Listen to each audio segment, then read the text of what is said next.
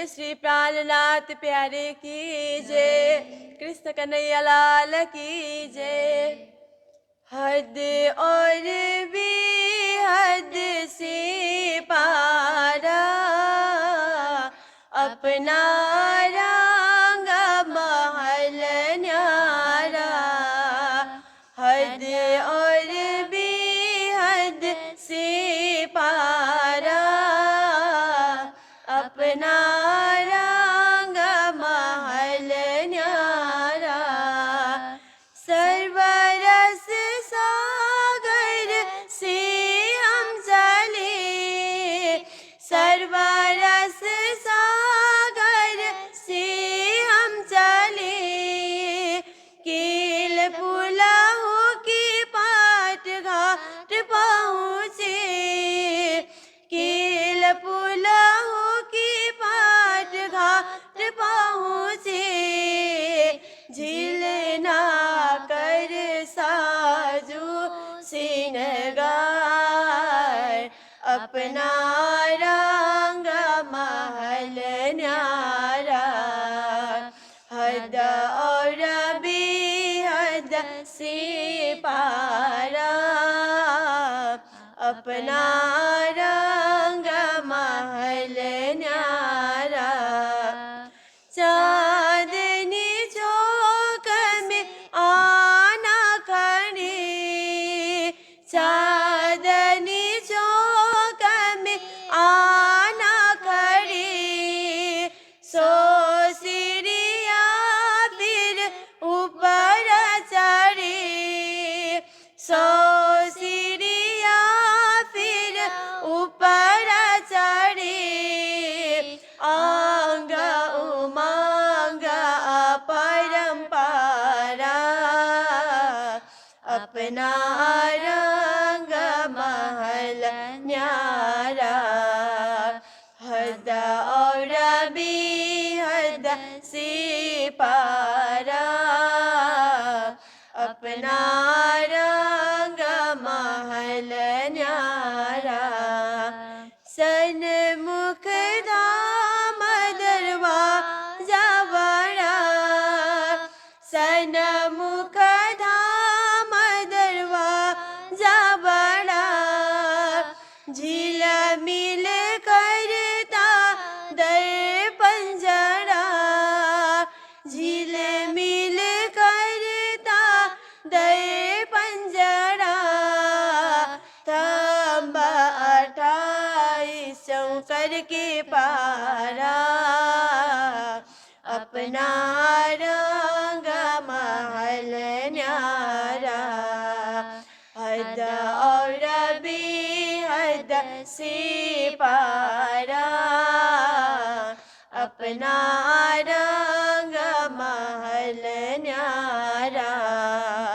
चौरस चार हवेली बनी, चौरस चार हवेली बनी। ये सब हमने पार करनी, ये सब हमने पार करनी। गोल हवेली मूल मिलावा अपना रंग महल न्यारा। हद और बेहद से पारा अपना रंग महल न्यारा। हद और बेहद से पारा अपना रंग महल न्यारा। कांचन रंग को सिंहासन, कांचन रंग को सिंहासन। राज श्यामा जी की नूरी चरण, राज श्यामा जी की नूरी चरण।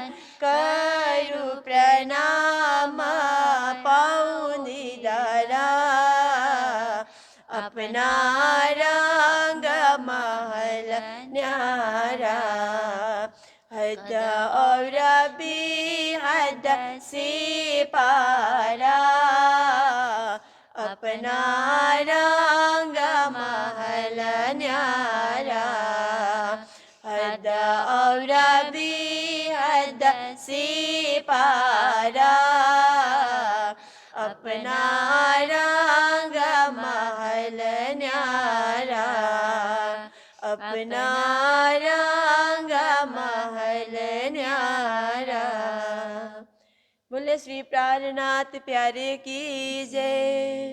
परत नहीं पहचान पिंड की शुद्ध न अपनो घर मुखते कहे मोए संशय मिटिया मैं देखे साध के ते या पर मैं देखे साध के ते या पर।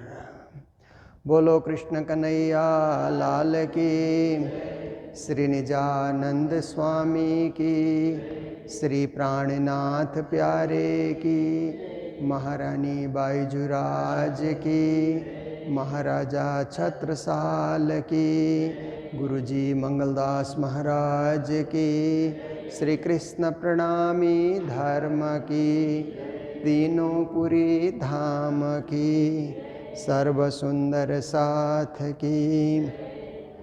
साध सुने में देखे केते प्रणाम। उपस्थित धर्मप्राण शिरोमणि सुंदर साथ जी, माताएं बहनें भाइयों, ज्ञान का श्रवण मनन निधिध्यास कहते हैं ना, कि सबसे पहले तो सुनने से ही ज्ञान होता है। क्योंकि छोटे छोटे बच्चे होते हैं ना, सुन करके भाषा सीख जाते हैं। माँ बाप बोल रहे हैं, भाई बंधु बोल रहे हैं, तो बच्चे लोग सुनते हैं। आज सुनेंगे, कल सुनेंगे, परसों सुनेंगे, फिर बोलने लग जाते हैं। सुन सुन कर ज्ञान होना, एक पढ़ कर ज्ञान होना है, एक सुन कर ज्ञान होना है। पढ़कर ज्ञान होने में परिश्रम करना पड़ता है, सुनकर ज्ञान होने में केवल ध्यान देना पड़ता है, कान खोल करके बैठना होता है। बाकी तो अपने आप बात अंदर जाती रहेगी और ज्ञान भरता जाएगा, भरता जाएगा। पढ़ने के लिए तो हम कितने ग्रंथ हैं, कब पढ़ेंगे, कैसे पढ़ेंगे, इतना समय कहाँ देंगे। पर सुनने से तो जल्दी से, क्योंकि उन ग्रंथों को पढ़े हुए जो गुरुजन होते हैं उसको सार रूप में सुना देते हैं। तो विस्तार सुनने का तो समय नहीं है आजकल, ये कलियुग है। कलियुग में भी मशीनों का युग, मशीनों में भी कंप्यूटर का युग। तो ऐसे युग में विस्तार कहते ही लोग एकदम से भागना चाहते हैं, विस्तार नहीं चाहिए, विस्तार नहीं चाहिए। सार में पहले लोग सोचिए, लोग चिट्ठियां लिखते थे ना, कितने विस्तार से चिट्ठियां लिखते थे ना, लंबी लंबी चिट्ठियां। अंतरदेशी पत्र में, सार में लिखना हो तो पोस्ट कार्ड चलता था, पर लंबा लिखना हो तो अंतरदेशीय 3 फोल्ड में चिट्ठियां लिखना। कई लोग फिर उससे भी लंबी चिट्ठी है, उससे भी लंबी बात है, तो और फिर लिफाफे में बंद करके लोग भेजते थे। तब वक्त था और लोग पसंद भी करते थे, पढ़ने में आनंद आता था। चिट्ठियों को 1 बार 2 बार, बार बार भी पढ़ते थे लोग। समय होने से वो वक्त अलग था।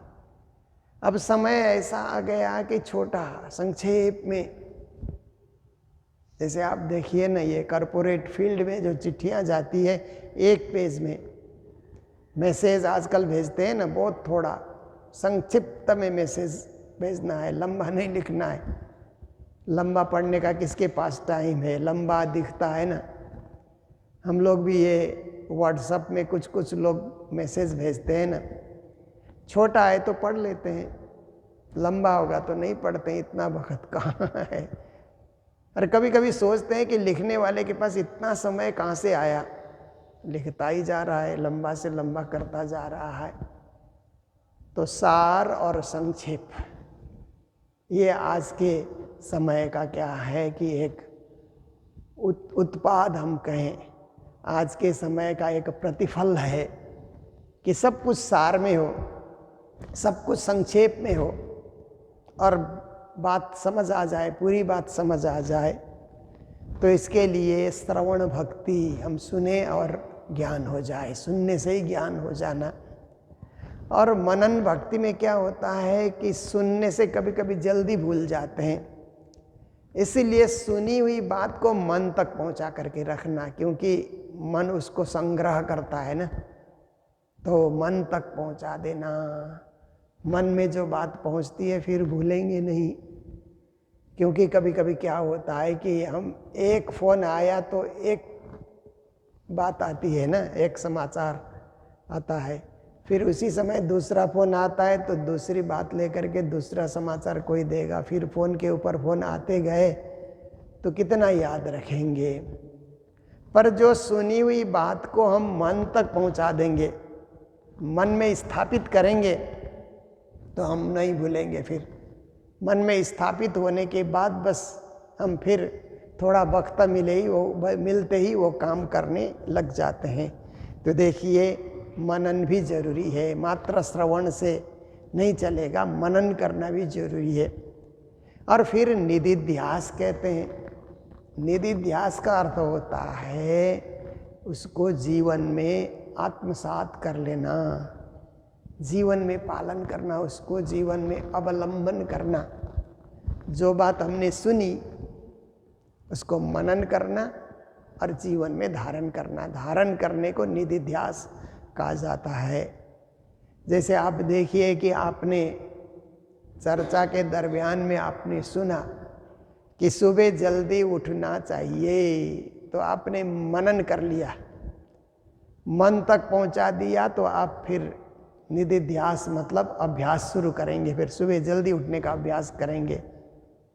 आपने सुन करके छोड़ दिया, मनन नहीं किया, तो जब तक मंदिर में है तब तक उसका ध्यान रहेगा। मंदिर से निकले तो फिर आपका अभ्यास ही नहीं रहेगा। तो हर चीज़ को, जैसे आपने चर्चा में श्रवण किया कि सुबह उठ करके नाश्ता करने से पहले राज्य का प्रसाद पाना चाहिए, चंदन और प्रसाद, राज्य को धराया हुआ चंदन लगाना चाहिए और राज्य का प्रसाद पाना चाहिए। कदाच राज्य का प्रसाद न मिले तो महाप्रसाद पाना चाहिए, जो तीर्थों से हमें मिलता है। ये आपने सुन लिया और मन में मनन कर लिया, तो आप घर में जाकर के वही अभ्यास शुरू करेंगे। देखिए, घर में हमें बड़े बुजुर्गों ने कहा ना ये चीज़, तो हम लोग घर से ही पालन कर रहे हैं। बहुत सारे लोग घर से ही पालन करते हैं और बहुत सारे लोग मंदिर आने के बाद उसका निधिध्यास करते हैं। तो यही है कि जीवन में परिवर्तन आ जाए और जीवन में कुछ नई चीज़, अध्यात्म जुड़ जाए, धर्म जुड़ जाए, धर्ममय जीवन हो, केवल कर्ममय जीवन नहीं, धर्ममय भी जीवन हो। ये हमारा अभ्यास होना चाहिए। यही चर्चा का फल है, यही सत्संग का फल है। तो हम लोग कीर्तन सुन रहे हैं श्री जी की वाणी से, और उसमें खोज के कीर्तन बोलते हैं। शुरू शुरू में जितने भी कीर्तन के प्रकरण आते हैं उनमें ब्रह्म की खोज, परब्रह्म की खोज छुपी हुई है। इसलिए इन प्रकरणों को खोज के कीर्तन से भी समझाया जाता है, गुरुजन समझाते हैं। तो कहते हैं कि बहुत सारे लोगों को तो शरीर का ही नहीं पता है, बहुत सारे लोगों को अपने घर का पता नहीं है, मूल घर का, और बहुत सारे लोग कहते हैं हमारी शंका मिट गई, पर अभी भी शंका उपशंका में पड़े रहते हैं। तो श्री जी कहते हैं साध सुने में देखे केते। बहुत सारे साधकों को, बहुत सारे श्रद्धालुओं को और बहुत सारे संतों को श्री जी ने देखा। अगम कर कर गावे। जैसे परमात्मा के विषय में बोलना हो तो अगम है, अगोचर है, निराकार हैं। ऐसे करके लोग क्या है कि परमात्मा के विषय में बहुत ज़्यादा बोलना नहीं चाहते हैं, अगम अगम करके छोड़ देते हैं। नेचे जाए करे निराकार, और निराकार को ही ब्रह्म मान लेते हैं, क्योंकि ये जो 14 लोक विश्व ब्रह्मांड है न, इससे परे निराकार है। निराकार को कोई पार करे तो फिर सच्चिदानंदमय धाम की प्राप्ति होती है, पर इतना दूर कौन जाएगा। इसीलिए शून्य निराकार को ही ब्रह्म मान करके संतुष्ट हो जाते हैं।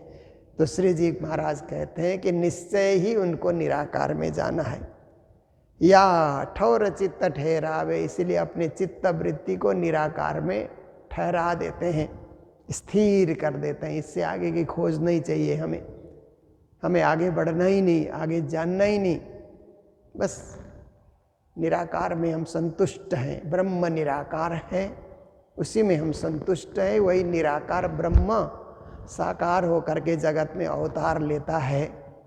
अलग अलग अवतारी पुरुष देवी देवता इस संसार में आते हैं, सब निराकार से आते हैं, और अंत तो गत्वा वो भी निराकार हो जाते हैं। मनुष्य की सृष्टि भी निराकार से ही है। शरीर जब तक है तब तक साकार है, शरीर मिटने के बाद वो भी निराकार ही बन जाएगा। इस प्रकार की शिक्षा बहुत सारे साधु, बहुत सारे संत और बहुत सारे ज्ञानी देते हैं। पर श्री प्राणनाथ जी महाराज कहते हैं इतना ही सब कुछ नहीं है, इससे परे भी कुछ है। जो ना कछु गाम नाम ना ठाम, सो सतसाई निराकार। अब परमात्मा का कोई स्थान नहीं, कोई नाम नहीं। निराकार का कुछ नाम भी नहीं होता है, निराकार का कोई स्थान भी नहीं होता है, और उसका कोई स्थिति, उसकी कोई स्थिति भी नहीं होती है। तो सत्य परमात्मा को निराकार कह करके छोड़ देना, आकार रहित कह करके छोड़ देना, शून्य कह करके छोड़ देना, ये सही बात नहीं है। उनकी और खोज होनी चाहिए। फिर कहते हैं भ्रम को पिंड असत जो आपे। ये शरीर भी भ्रम से भरा हुआ है, निश्चयात्मक बुद्धि शरीर में नहीं है। भ्रम की सृष्टि है, और हम भी भ्रम का ही विस्तार करके, क्या पता कुछ हो भी सकता है, नहीं भी हो सकता है। ऐसे करके भ्रम में हम लोग जी रहे हैं, और असत्य को हमने ज़्यादा बटोर रखा है।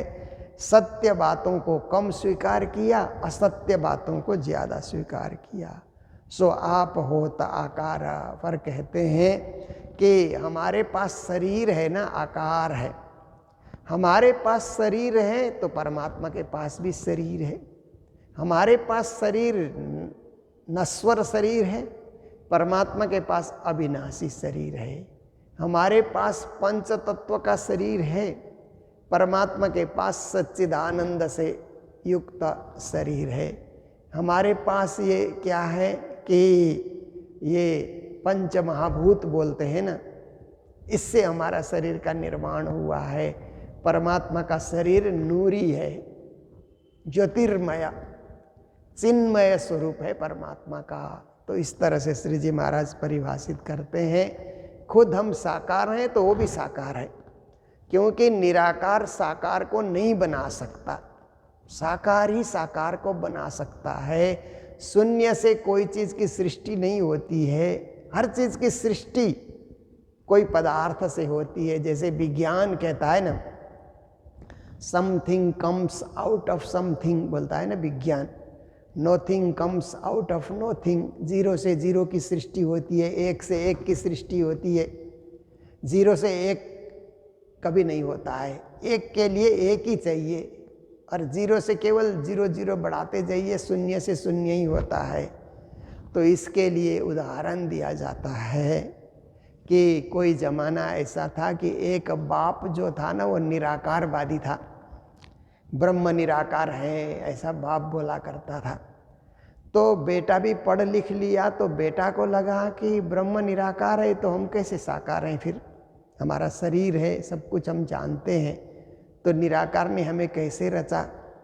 इसलिए बेटे ने एक दिन क्या किया कि एक मिट्टी का घड़ा बना करके, या जो घड़ा बनाने वाले होते हैं ना कुम्हार लोग, कुम्हार के पास जा कर के एक घड़ा खरीद करके ले आया और घर के दरवाजे के सामने रख दिया। सुंदर घड़ा था। बाप बाहर घूमने गया था, घूम करके आया तो घर के सामने सुंदर घड़ा देख करके बोलता है, ये घड़ा कौन लेकर के आया? इतना सुंदर घड़ा किसने बनाया? तो अंदर से बेटा बोलता है, निराकार कुम्हार ने बनाया ये घड़ा। तो बाप बोलता है, निराकार कुम्हार घड़ा बनाता है? जिंदा होना चाहिए कुम्हार तो, अगर वो निराकार है तो ये बना ही नहीं सकता है। तभी बेटे ने कहा कि पिताजी, एक साधारण मिट्टी का घड़ा भी निराकार नहीं बना सकता है, उसके लिए भी साकार कुम्हार की जरूरत होती है। तो इतनी बड़ी सृष्टि क्या निराकार ब्रह्म बना सकता है? तो पिता भी उस समय समझ गया कि बेटा तू ठीक कहता है, तुमने जो सोचा मेरे से कहीं आगे सोचा, मैं तो निराकार में ही टिक गया था, परंतु तुम्हारी खोज इससे भी आगे की खोज है। धन्य है बेटा, धन्य है बेटा, क्योंकि निराकार साकार को नहीं बना सकता। साकार होने के लिए ब्रह्म भी साकार ही होना चाहिए। तो श्री जी महाराज कहते हैं, ये भ्रम का शरीर है और असत्य में हम जी रहे हैं, मायावी संसार में, पर हमारे पास शरीर है। इस शरीर से ब्रह्म का चिंतन भी होता है, इस शरीर से माया का काम भी होता है। पर ऐसा सुंदर शरीर रच करके परमात्मा ने दिया कि जहाँ जो अंग की जरूरत है वहाँ है वो अंग। पाँव की जगह पाँव, हाथ की जगह हाथ उन्होंने दे करके भेजा, आँख की जगह आँख, कान, नाक, मुंह, सब कुछ अंग इंद्रिय इतना सजा करके किसी ने भेजा है, वो निराकार नहीं कर सकता।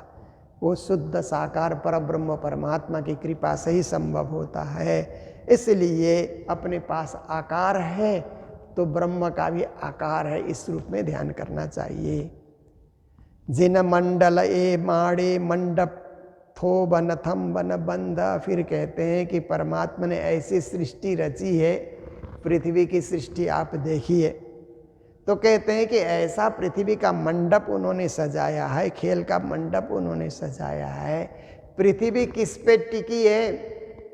आधार ढूंढने के लिए आप जाएंगे तो कुछ आधार नहीं दिखलाई देता है, पर पृथ्वी टिकी हुई है।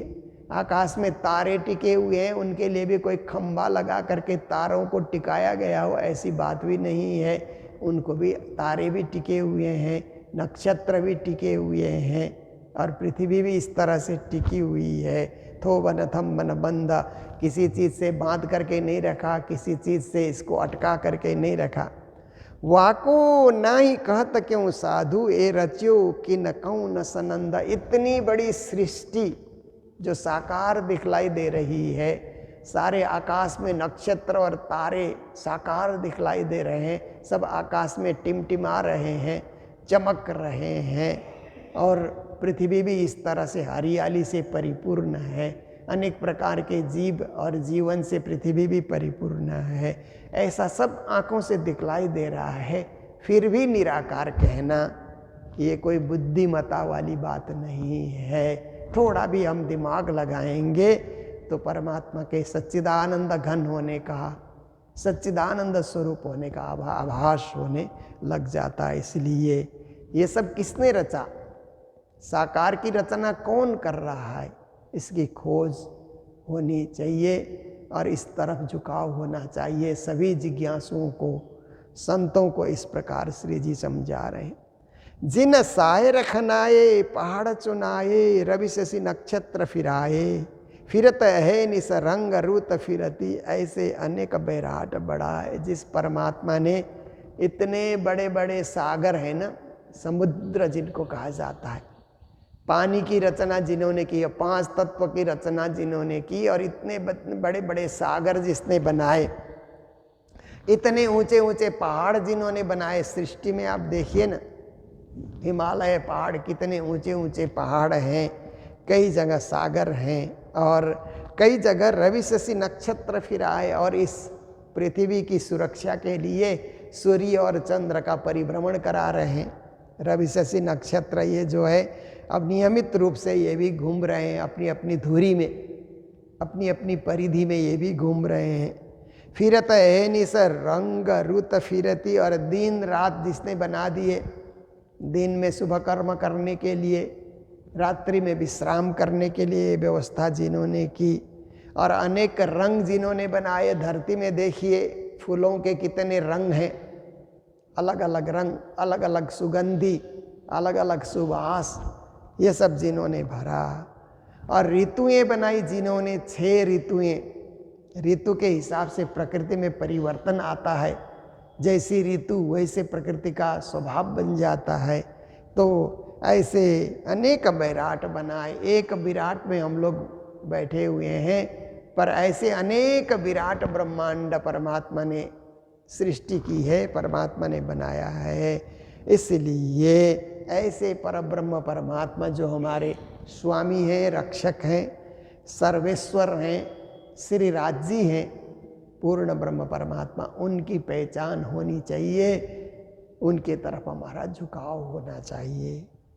जिन खिन में तत्व 5 समारे, नाश करे खिन माय। परमात्मा ऐसे हैं कि पल भर में 5 तत्व बनाते हैं और नाश भी कर देते हैं, क्योंकि सृष्टि में परिवर्तन होते रहना चाहिए ना। आज जो है कल उसका, जैसे पौधे निकल आते हैं, हरियाली होती है, फिर उनका समय पूरा हो जाता है, फिर नए पौधे लगाए जाते हैं। देखिए हम लोग तो मंगल धाम में फूल लगाते हैं ना, तो फूल सीजन सीजन के हिसाब से फूल फूलते हैं ना। फूलों का जो है छोटे छोटे उनका जो है बीज डाला जाता है, बीज डालने के बाद छोटे छोटे रूप में वो पल्लवित होने लग जाते हैं, फिर धीरे धीरे उनके पौधे बन जाते हैं। पौधे बनने के बाद उसमें फूल निकलने लगते हैं, फूल निकलने के बाद महीना 2 महीना तक फूल खिले हुए रहते हैं, फिर उसके बाद उनका समय पूरा हो जाता है, वो फिर मुरझाने लग जाते हैं, फिर उनको उखाड़ दो, उखाड़ने के बाद नए बीज डालो, नए पौधे निकल आएंगे। ऐसे ही ये सृष्टि का नियम है।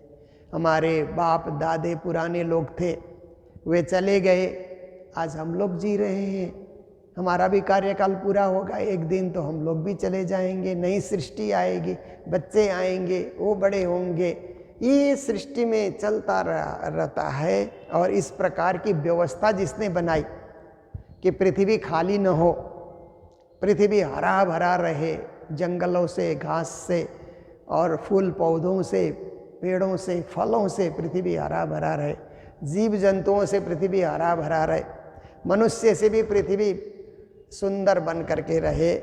ये सब किसने सोचा, किसने बनाया? अपने आप तो कुछ होता नहीं है, कोई करने वाला, कोई अदृश्य शक्ति कार्य कर रही है, और वही परब्रह्म परमात्मा की शक्ति है जो कार्य कर रही है। इसीलिए कहते हैं ये बनाने मिटाने वाले लीला भी परमात्मा ही कर रहे हैं।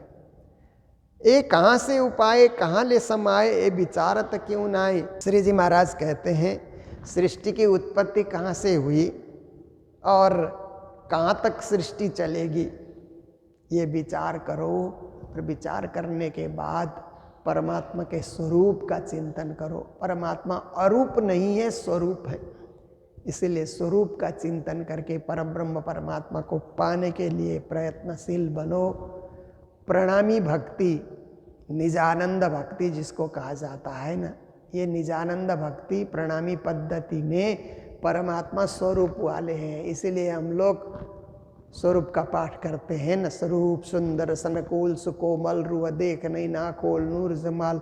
उनका इतना सुंदर स्वरूप है, आकर्षण करने वाला सुकोमल स्वरूप, देदीप्यमान स्वरूप, ज्योतिर्मय स्वरूप, ऐसे परमात्मा स्वरूप वाले हैं। हमारे जैसे पंच भौतिक स्वरूप नहीं है, पर उनका सच्चिदानंद स्वरूप है। ऐसे प्राणनाथ जी महाराज हमें शिक्षा दे रहे हैं, ज्ञान दे रहे हैं, उपदेश दे रहे हैं, और हमारे जीवन को धन्य बनाने के लिए महामती प्राणनाथ जी वाणी का अवतरण कर रहे हैं, वाणी की शिक्षा दे रहे हैं, जिसका नित्य प्रति हम लोग ऑनलाइन देश विदेश में बैठे हुए सुंदर साथ के घर घर में चर्चा पहुंचाने के लिए, घर घर में वाणी पहुंचाने के लिए ऑनलाइन चर्चा हम लोग करते हैं। और उसी चर्चा के रसस्वादन में, आनंद में आप सब लोग मंगल धाम में एकत्रित होकर के इसका रसपान करते हैं, जीवन को धन्य बनाते हैं। तो आज का भी हमारा समय पूर्ण होने आया। आज के दिन जो मंगल धाम में भंडारे की सेवा है, राजभोग, नाश्ता और भंडारे की सेवा, जयपुर निवासी श्रीमती आशा प्रणामी और योगेंद्र प्रणामी जी, उनकी सुपुत्री सृष्टि प्रणामी सपरिवार दर्शनार्थ कालिम्पोंग आए हुए हैं और उनकी ओर से ये सेवा हमको प्राप्त हुई है। तो सपरिवार को बहुत बहुत बधाई, मंगल कामनाएं देते हुए आज ही के दिन हमारे श्री प्राणनाथ मिशन के महासचिव प्राण गिलोत्रा जी हैं, उनकी ओर से भी राजभोग की सेवा हमें प्राप्त हुई है। तो उनको भी बहुत बहुत बधाई और मंगल कामनाएं उनको भी प्रदान करते हैं। तो इसी तरह से आज ही के दिन हमारे सोनिका छेत्री और सुप्रतिम चौधरी के यहाँ जो बालक है श्रेयन चौधरी, 1 वर्ष होने के उपलक्ष्य में उन्होंने भी मंगलधाम में भंडारे की सेवा भेजी है। तो बालक को भी बहुत बहुत बधाई और उनके माता पिता को भी बहुत बहुत बधाई, मंगल कामनाएं देते हुए आज के प्रसंग को यहीं विराम दे रहे हैं। जय जयकार के साथ बोलो कृष्ण कन्हैया लाल की, सद्गुरु महाराज की, सर्व सुंदर साथ की। जीना साय रखनाए पहाड़ चुनाए,